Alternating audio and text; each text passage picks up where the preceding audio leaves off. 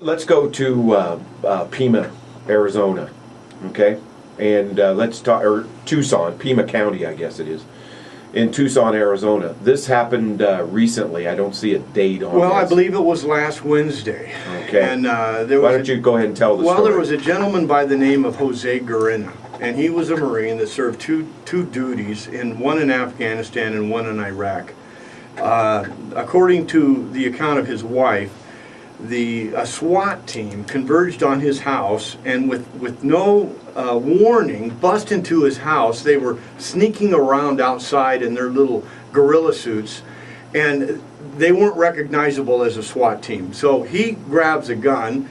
The guy's retired, Marine Corps, grabs a gun, had it on safety. The cops bust in the front door of his house and they riddled him with more than 70 bullets. Now, at first the cops lied and said that he had fired first, but now the truth has come out. No knock warrant. They bust in on his house. They were doing some sort of drug investigation in the neighborhood.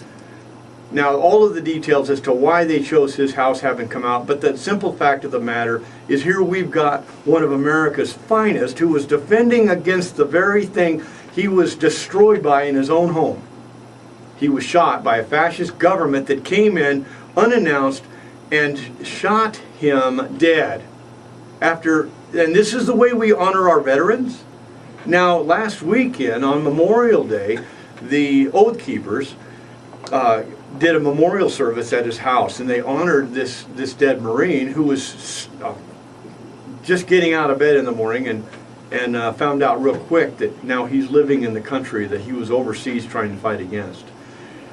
We need to honor this man, Jose Guerrina, as a fallen victim, and we cannot let this happen again. Folks, this is where this goes.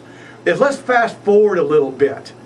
This is where this goes. Now, we can operate now in a form of civil disobedience, and I would say this: when government becomes tyrannical, rebellion to that government becomes a duty. And we've passed that mark. So we can talk about, oh, well, we don't like the way David does it, or, you know, we don't like that option because it requires too much sacrifice. Well, I've said this in times before, and I'm going to stop soft selling it.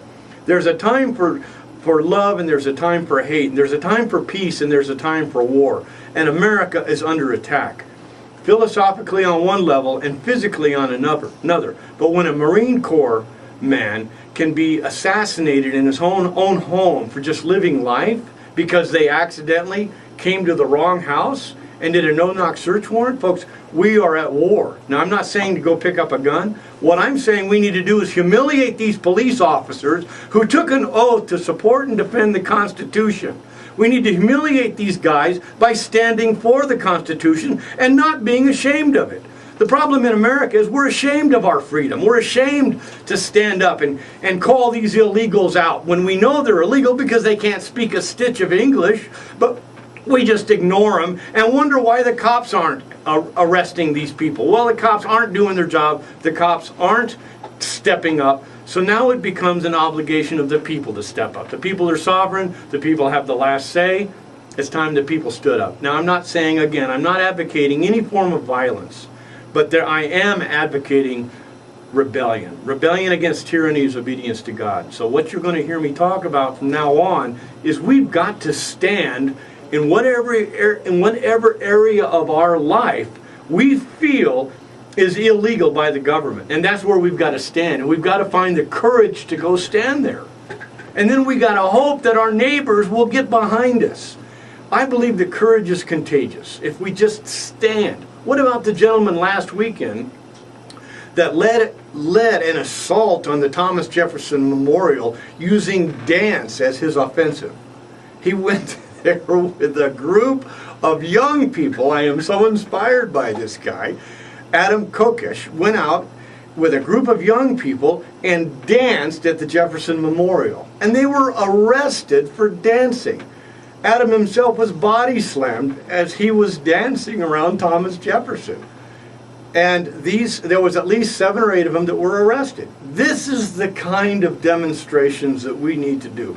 They say something's illegal, we need to go do it anyway if we feel whatever they said is illegal is not unlawful. What's the difference between illegal and unlawful?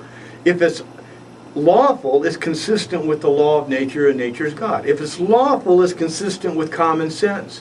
If it's lawful, it's consistent with some semblance of order and freedom. Illegal is where the government oversteps its boundaries by usurpation and passes a statute that has an agenda to control. And that's his whole agenda, is to control and subjugate. That's what the Soviet Union did, that's what the Republic of China did, and that's what America has been fighting against, that kind of arbitrary control.